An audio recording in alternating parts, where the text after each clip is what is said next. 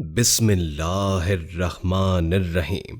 السلام علیکم پیارے اسلام کے پیارے پیارے دوستو، ہم آپ کو پیارا اسلام میں خوش آمدید کہتے ہیں۔ امید ہے کہ آپ سب ایمان اور تقوی کی بہترین حالت میں ہوں گے۔ آج ہم آپ کی خدمت میں ایک اور نیا اور سبق آموز قصہ لے کر آئے ہیں۔ قصہ ہے ایک ہندو کسان اور لال چینٹیوں کا۔ قصہ شروع کرنے سے قبل نئے آنے والے دوستوں سے درخواست ہے کہ اس ویڈیو کو لائک کر دیں اور ہمارے چینل پیارا اسلام کو سبسکرائب کر دیں اور بیل آئیکن کو بھی دبا دیں تاکہ آپ کو ہماری نئی آنے والی ویڈیوز کا پتہ چلتا رہے۔ اور درود پاک سے ہونے والی محفل کا حصہ بننے کے لیے نیچے کامنٹ میں اپنا نام تحریر کر دیں۔ تو چلیے آپ کا انتظار ختم کرتے ہیں۔ قصہ یہ ہے کہ ایک بستی میں اللہ کے درویش رہتے تھے۔ وہ اللہ کی بہت عبادت کیا کرتے تھے اور ہر کوئی ان کی عزت و احترام کرتا تھا۔ کسی کو ان سے کوئی شکایت نہ ہوتی تھی۔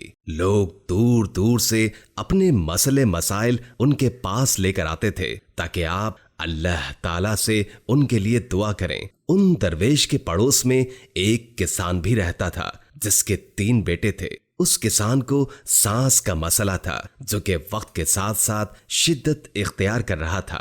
ایک دن کسان اپنے گھر سے واپس آ رہا تھا۔ اس نے دیکھا کہ درویش کی جھونپڑی کے باہر بہت ہجوم جمع ہے اور کچھ لوگ اس جھونپڑی کے اندر بھی موجود تھے۔ کسان کچھ دیر کھڑا رہا اور پھر سوچا کہ وہ اس شخص کے پاس جا کر دیکھتا ہے، بھلا ایسا کیا ہے اس میں کہ لوگ دور دور سے اس کے پاس آتے ہیں۔ اسے پتا تھا کہ یہ شخص مسلمان ہے اور اسے مسلمان پسند بھی نہ تھے، لیکن اپنے مطلب کے لیے اس نے درویش کے پاس جانے کا فیصلہ کیا۔ کسان بہت سے طبیبوں سے اپنا علاج کروا چکا تھا لیکن ہر طرف سے مایوسی کا ہی سامنا کرنا پڑا۔ کسان درویش کی جھونپڑی میں داخل ہوا اور اسے بتایا کہ اسے سانس کا مسئلہ ہے۔ ہر جگہ سے علاج کروا کر دیکھ لیا لیکن کہیں سے بھی مثبت نتیجہ نہ نکل سکا۔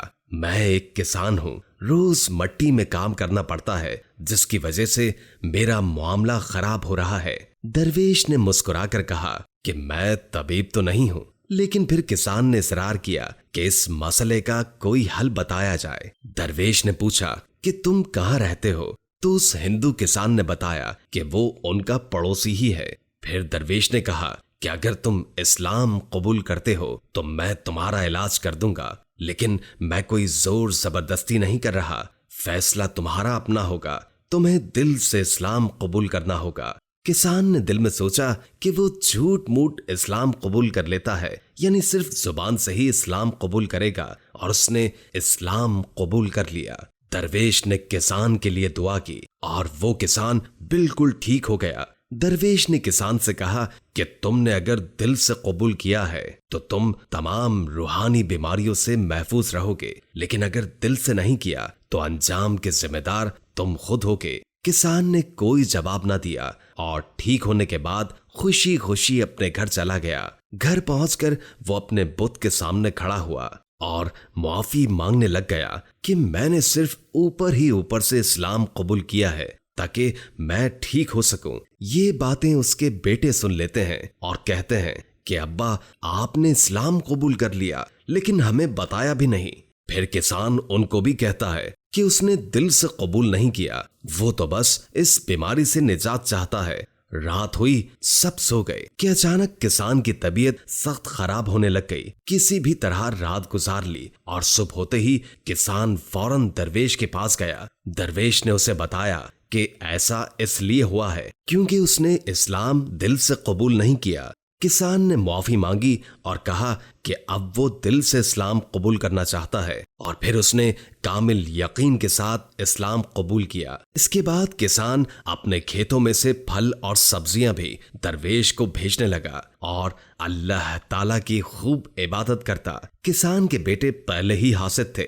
جب انہوں نے دیکھا کہ ان کا باپ درویش کو پھل سبزیاں بھیجتا ہے اور مسلمان ہو گیا ہے تو ان کو بہت غصہ چڑھا اور ایک رات باپ کے کھانے میں زہر ملا دیا۔ کسان موقع پر مالک حقیقی سے جا ملا۔ بعد میں درویش کو پھل سبزیاں دینے کے لیے کوئی نہ تھا۔ बेटे दरवेश के घर गए और उन्हें खूब मारा, यहाँ तक कि उनकी झोपड़ी भी तोड़ दी और उन्हें एक वीराने में जाकर फेंक आए। जब वो वापस आए तो अपने हरे भरे खेत देखकर बहुत फख्र करने लगे। अगली सुबह जब वो खेतों में गए तो खेतों का मंजर देखकर हैरान रह गए। सारे के सारे खेत उजड़ गए थे, सारी सब्जियां खराब हो गई थीं। एक भाई आगे बढ़ा कि कहीं कोई जानवर ही ना आ गया हो, लेकिन वो ये देखकर दंग रह गया कि वहां छोटी छोटी लाल चींटियां थी जिन्होंने इनके खेत बर्बाद कर दिए थे। फिर वो घर चले गए और सारा दिन अफसोस करते रहे।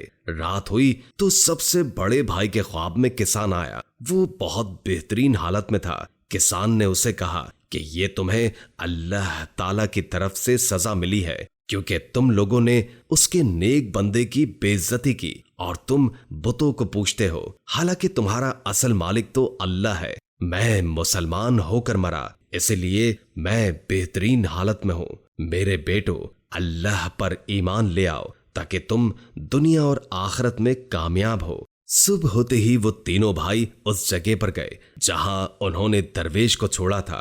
दरवेश को तलाश करते करते वो एक गार के करीब पहुंच गए। गार के अंदर से आती रोशनी ने उनको अपनी तरफ मुतवज्जो किया। वो तीनों गार के अंदर चले गए और दरवेश को अल्लाह ताला की इबादत में मसरूफ पाया।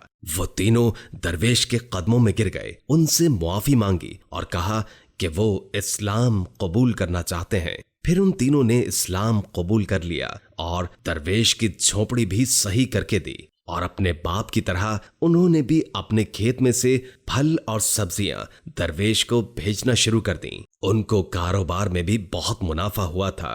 उन्होंने अल्लाह ताला का शुक्र अदा किया कि उन्हें सीधा रास्ता दिखाया गया। दोस्तों, इस कहानी से हमें यह सबक मिलता है कि आप हर किसी से हुस्ने सलूक का मामला इख्तियार करें। कोई बुरा भी करे तो उसे अल्लाह की रजा के लिए माफ कर दें और उस शख्स के लिए हिदायत की दुआ करें। किसी शख्स का दिल न दुखाएं। आपको क्या पता कि वो शख्स अल्लाह के किस कदर करीब हो।